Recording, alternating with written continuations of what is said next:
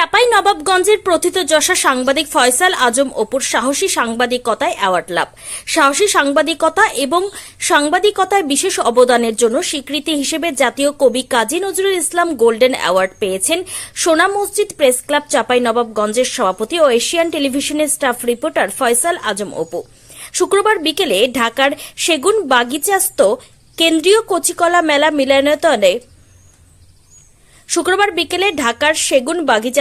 কেন্দ্রীয় কচিকলা মেলা মিলনায়তনে আদর্শ জ্যোতি গঠনে শিক্ষাবিদ, সুশীল সমাজ ও জনপ্রতিনিধিদের ভূমিকা শীর্ষক আলোচনা সহ গুণীজন সম্মাননা ও সাংস্কৃতিক অনুষ্ঠানে অদম্য সাহসী সাংবাদিকতা শ্রেণীতে সাংবাদিক অপুকে বাংলাদেশ ওয়েলফেয়ার ফাউন্ডেশন এই পুরস্কার প্রদান করে।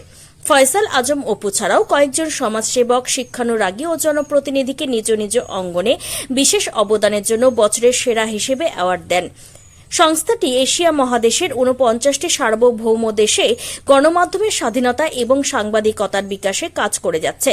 বাংলাদেশ ওয়েলফেয়ার ফাউন্ডেশন এক ঘোষণায় জানিয়েছে, পুরস্কারের জন্য অনেক মেধাবী ও সাহসী সাংবাদিকের নাম প্রস্তাব করা হয়েছিল।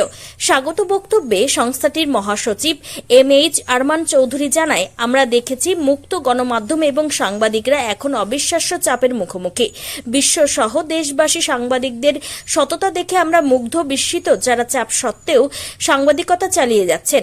আমরা আপনাকে অর্থাৎ ফয়সাল আজম অপুকে জাতীয় কবি কাজী নজরুল ইসলাম গোল্ডেন অ্যাওয়ার্ড দিতে পেরে গর্বিত। অপুকে কেন এই পুরস্কার দেওয়া হয়েছে তার ব্যাখ্যায় সংস্থাটি বলেছে, বিভিন্ন বাধা সত্ত্বেও তিনি জনগণের তথ্য অধিকার সমুন্নত রাখতে সাহসী ভূমিকা পালন করেছেন। পুরস্কারের জুরিরা বলেন, স্বাধীন সাংবাদিকরা কিভাবে জনগণের জন্য পর্যবেক্ষক হিসেবে কাজ করে এবং গণতন্ত্র রক্ষা এবং সমাজে জবাবদিহিতা নিশ্চিত করতে অবদান রাখে তার একটি ভালো ও জ্বলন্ত উদাহরণ প্রথিতযশা সাহসী বরেণ্য সাংবাদিক ফয়সাল আজম অপু। সাংবাদিক ফয়সাল আজম অপু সংস্থাটির প্রতি কৃতজ্ঞতা প্রকাশ করে বলেন, হাজারো সাংবাদিকের ভিড়ে আমার কাজের মূল্যায়ন করায় ধন্যবাদ জ্ঞাপন করছি। আরও একটি অর্জন আমার প্রাপ্তির খাতায় যুক্ত হল, জাতীয় কবি কাজী নজরুল ইসলাম গোল্ডেন অ্যাওয়ার্ড ২০২৪। বাংলাদেশের সাহসী সাংবাদিকতায় বিশেষ অবদান রাখায় মনোনীত হয়েছে। এটি আমার জন্য বড় পাওয়া এবং সত্যি এটি আমার আনন্দের বিষয়। তবে এই আনন্দ ও সম্মান শুধু আমার একার নয়, আমার সহযোগী, শুভাকাঙ্ক্ষী, নিউজের ভক্ত, ভালোবাসার মানুষগুলোর। এই অর্জন সত্য বস্তুনিষ্ঠ সংবাদ প্রকাশে শক্তির সাহস স্পৃহা বাড়িয়ে দিল আরও এক ধাপ ও শতকোটি গুণ। সকলের নিকট দোয়া কামনা করি। উল্লেখ্য, অনুষ্ঠানে বাংলাদেশ সুপ্রিম কোর্টের বিচারপতি SM মুজিবুর রহমানের সভাপতিত্বে প্রধান অতিথি হিসেবে উপস্থিত ছিলেন বাংলাদেশ সুপ্রিম কোর্টের বিচারপতি, বীর মুক্তিযোদ্ধা বিচারপতি মীর হাসমত আলী। বিশেষ অতিথি হিসেবে উপস্থিত ছিলেন সাবেক সচিব ড মোখলেস উর রহমান, সাবেক সচিব বিকর্ণ কুমার ঘোষ, ডিসেন্ট ক্যাফ বাংলাদেশ লিয়ের চেয়ারম্যান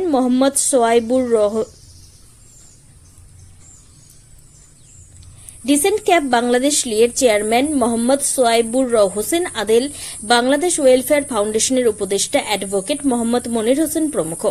এছাড়া উদ্বোধক ছিলেন বঙ্গবন্ধু গবেষণা পরিষদের সভাপতি লায়ন গনি মিয়া বাবুল। প্রধান আলোচক হিসেবে বাংলাদেশ নির্বাচন কমিশনের সাবেক সচিব ড মোহাম্মদ জকরিয়া স্বাগত বক্তব্য দেন অগ্রগামী মিডিয়া ভিশনের নির্বাহী পরিচালক গোলাম ফারুক মজনু। আমরা দেখতে পাচ্ছি সুন্দর একটি ছবি তোলা হচ্ছে, একটি ঐতিহাসিক ছবি।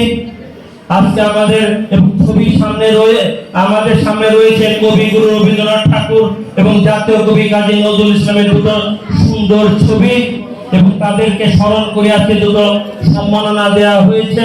কেউ রবীন্দ্রনাথের নামে পেয়েছেন, কেউ নজরুলের নামে পেয়েছেন। এবং দেখতে পাচ্ছি একদম খুদে আলোকচিত্রী খুব সুন্দর করে ছবি তুলছে। আজকের অনুষ্ঠানে কি আমার দেশকে স্বাধীন, বাংলাদেশের যে কোনো ভয় নেই, আমার এই খুদে আলোকচিত্রীটা প্রমাণ করে দিয়েছে। নাম কি? নাম কি বাবা? আরশি রায়। চমৎকার ভাবে